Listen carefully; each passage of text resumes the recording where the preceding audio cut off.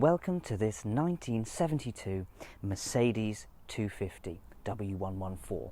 Now, I thought because it's such a nice day, I would come here to Balls Park under some trees in a shirt. Now, as per usual, what I'd like to do today is show you around the car, go for a little drive and tell you what I think, really. That's all. Nothing too complicated. Let's get on with it. Now, one of the first things I noticed when I drove this Mercedes is just how nice this 2.5 litre straight six is. It's so buttery smooth, it's absolutely glorious, and I'm very excited to show you what I mean, but there's more to see first. Ah, it's hot. I keep doing that. So I'll pop this down without severing my fingers. Right. Yeah. So once I pop myself in, it's easy to see just why Mercedes has such a good reputation with their build quality and their interiors, because everything in here works, everything is screwed together properly, nothing rattles, nothing squeaks. There's an absolutely enormous ashtray, which I think is very suitable. It's very hard to close, but it's just lovely in here. It's just a nice place to be. The headlining's nice. Everything's just lovely. Now, the one complaint I do have, and I will talk more about this on the drive, is the gearbox, the gear selector. I'll talk you through it when we're on the road. Moving to the rear, I just nestle my way in here. It's so luxurious. Now, without having headrests, head restraints on the front seats, it makes the cabin feel huge. And this seat is in my driving position, which I'll admit is quite far forward, but there's so much room. Even if you were tall, you would fit in this no problem. And is this a... Oh, wait. Oh, look at that. I could get used to this. This is nice. Oh, it's bloody clever. Now, something that puzzled me when I first started to drive this car, I've driven it a couple of times now, is where to put fuel. That you'll notice there is no flap on this side. And if I just manhandle you briefly, come over this way. Oh, there's no fuel flap there either. If I just pop you on this side, ready, whoop, there we go. Now, it must be said that the rear boot of this Mercedes is rather large. And if I just open this up, that's a fun noise. You could get probably 2, maybe 3 people in there.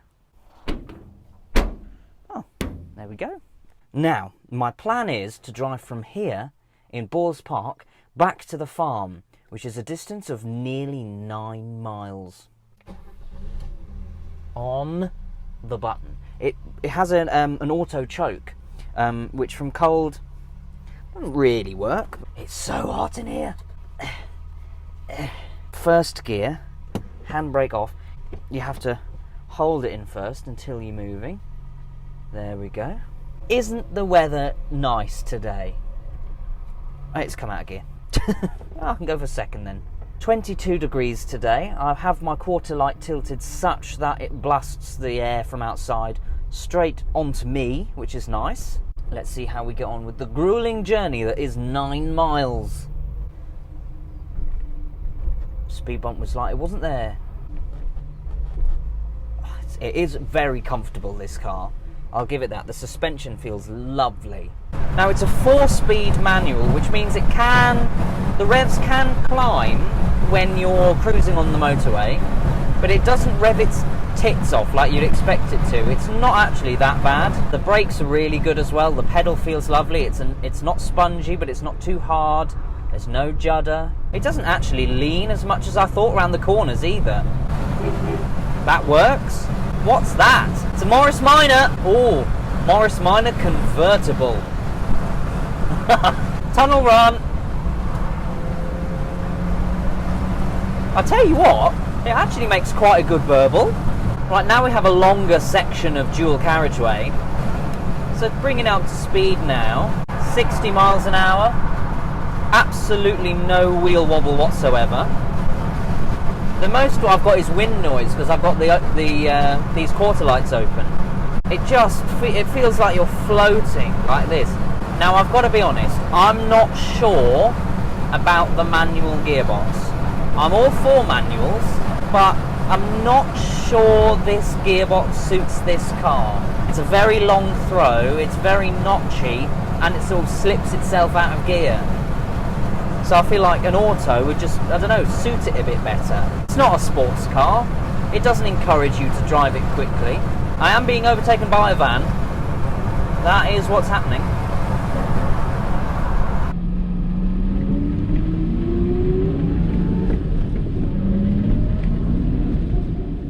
We made it.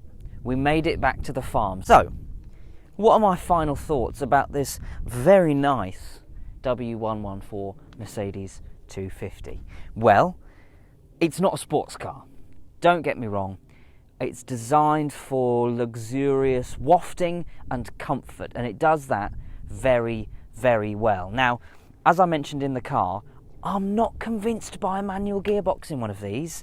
I think this kind of car suits being an automatic. Controversial as that may be, I would have this car as an automatic. The engine is lovely. The interior is very nice. It's very well put together. You can tell that this was from a period when Mercedes put money into their cars and designed them to be well built and last. Not the tut they make these days. And we made it back, so that's always good. I'm not at the side of the road with my hazards on. Now, if you enjoyed this video, feel free to leave a comment down below telling me how wrong I am, that I'd rather have an auto. I don't mind. Give the video a like, subscribe to the channel, leave a suggestion for the kind of car you'd like me to film next, because I always want to do what people want to see. So let me know what you want me to drive, and I will see you in the next one. Au revoir. No, it's German. Auf Wiedersehen.